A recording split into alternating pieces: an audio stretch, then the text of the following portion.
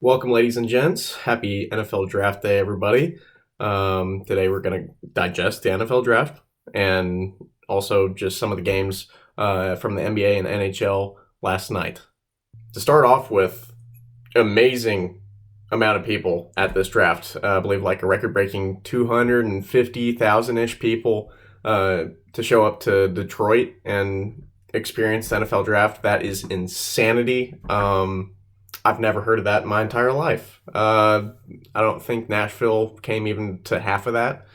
Um, yeah, really insane that the NFL's gotten that big. Starting off with the draft, first three picks went exactly how most people planned it. Caleb Williams going number one to the Bears. That offense is looking insane right now with Caleb Williams, DeAndre Swift, Rome Odunze, who also got drafted with their ninth pick from Washington. DJ Moore, Keenan Allen, Cole Kmet, and Gerald Everett. That offense, if Caleb Williams can, hold up to what they're saying he's going to be, I kind of think he might be a bust, but I don't know. It's going to be more of a learning curve for him. I think once he's settled in more, this is such a good offense for a rookie quarterback to come into. I feel like you could just you could put Sam Darnold in there his first year and he'd have excelled.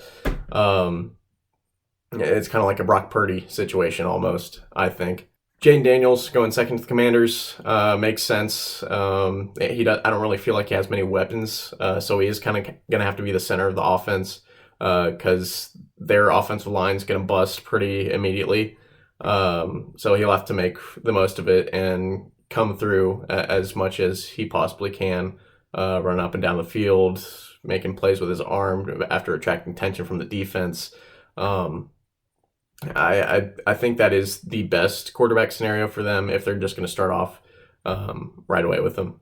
Then the Patriots, my Patriots, drafting Drake Maye. I think it's a good choice. Have him sit behind Jacoby Brissett, kind of learn the ropes of playing quarterback in the NFL for a bit, and then let him loose year two or maybe even year three.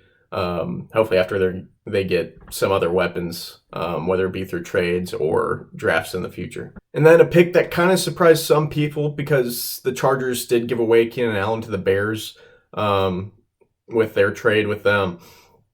They decided to draft Joe Oltz, tackle for them. I do think that makes sense, though. They're trying to protect Justin Herbert, their main guy for that entire offense, their franchise quarterback. That dude is so great, but he's kind of like Glassbones Greg. He's fragile. I don't know what to say.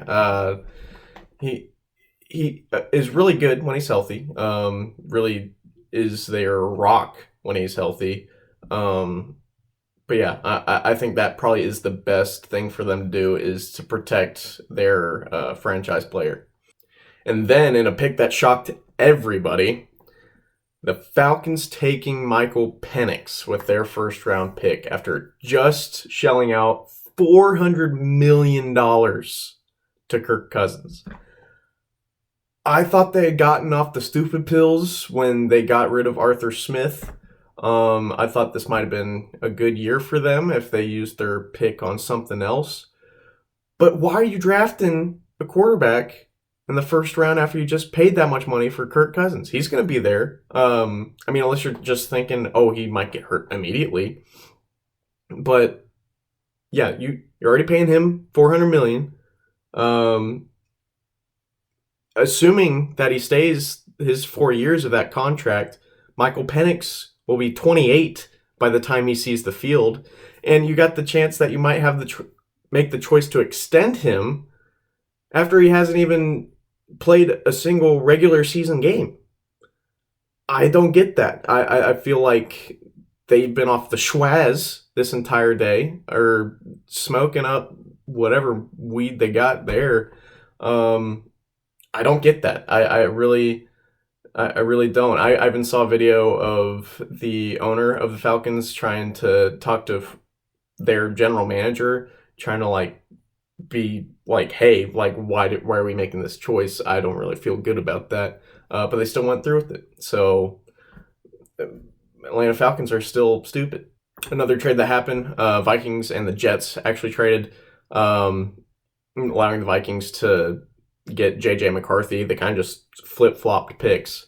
I don't think it's a bad trade, really. Jets, it didn't affect them too much. They got Aaron Rodgers for this year. They might be able to pick somebody else next year. And a good pickup for the Vikings. They don't have to give up too many people and still get the guy that they always wanted. Or not always wanted, but wanted in the position that they had. And then actually the first defensive player, this is the first time ever that they've had this many offensive players in a row get picked. With the last time that happened be like 2021, and I think it was 7 players then. This was 14, which is double that. So really, really heavily loaded offensively for the first round. But number 15 was picked by the Colts, and that was Latu from UCLA, their main rusher for them. He looks like a really good player, and I feel like the Colts really needed some sort of defense going. They were able to keep up with the offense, even with Anthony Richardson being gone for most of the year for them. But good pick for them.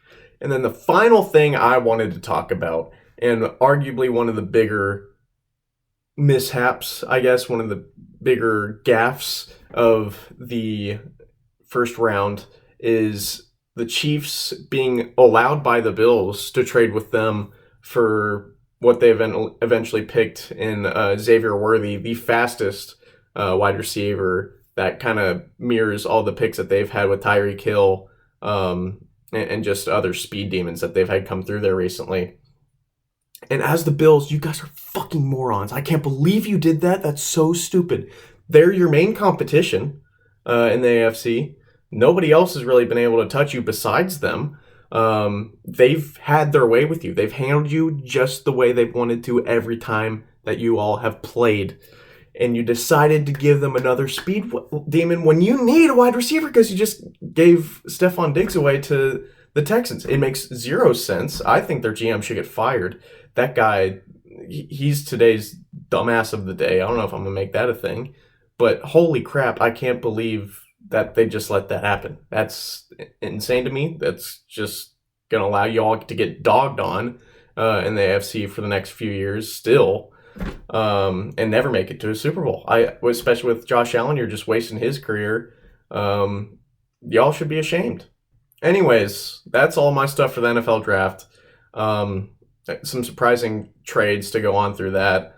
I can't get over that Bills and Chiefs trade though. That's crazy. But on to last night and tonight with NBA and the NHL. Most recently, Joel Embiid just put up 50 in their win over the Knicks.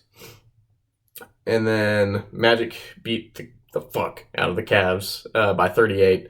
Just absolutely just slapped their, all over their, like, left and right across the face, just everywhere. And then it's also looking like the Nuggets are going to beat the Lakers again, which should make them go up 3-0. Like I said, I kind of envisioned that from the beginning. The Lakers, they're washed.